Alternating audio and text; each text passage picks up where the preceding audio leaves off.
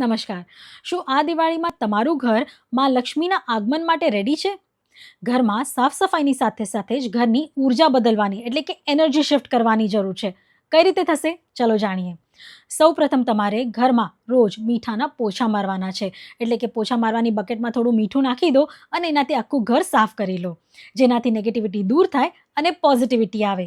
સાથે જ રોજ સાંજે કપૂરનું ધૂપ કરવાનું છે. આખા ઘરમાં એ ધૂપને ફેરવો જેથી નેગેટિવિટી દૂર જતી રહે.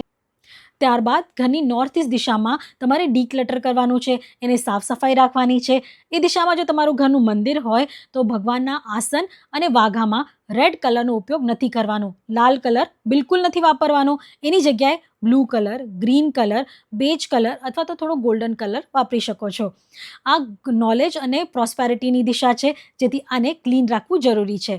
નોર્થ ઇસ્ટની સાથે સાથે સાઉથ વેસ્ટ દિશા, તમારા ઘરની સાઉથ વેસ્ટ દિશા આપણા પૂર્વજોની દિશા છે, સાથે સંબંધોની પણ દિશા છે. આ એરિયાને તમે ક્લીન રાખશો તો પૂર્વજોના આશીર્વાદ તો મળશે જ, સાથે સાથે સંબંધો પણ સારા જળવાઈ રહેશે. ત્યારબાદ તમારે ઘરની નોર્થ દિશામાં તમારે કુબેર ભગવાનની સ્થાપના કરવાની છે. ધનતેરસના તમે કુબેર ભગવાનને મૂર્તિ અથવા ફ્રેમ લઈ આવો અને ત્યાં એની સ્થાપના કરી શકો છો. ઘરની સાઉથ ઇસ્ટ દિશામાં માતાજીની સ્થાપના કરવાની છે. એટલે કે તમે ધનતેરસની પૂજા કરો કે દિવાળીની પૂજા કરો, એ સાઉથ ઇસ્ટ દિશામાં કરજો, જેથી ધનની ભરભરાટી થઈ શકે અને મા લક્ષ્મીના આશીર્વાદ કાયમ બની રહે. તો સાથે જ તમારે ઘરની બહાર 2 દીવા રોજ પ્રગટાવવાના છે.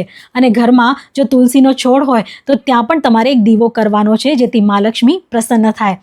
તો આવા નાના નાના વાસ્તુ ટિપ્સ અપનાવી આપણે આપણા ઘરમાં મા લક્ષ્મીના આગમનનો રસ્તો સરળ બનાવીએ છીએ.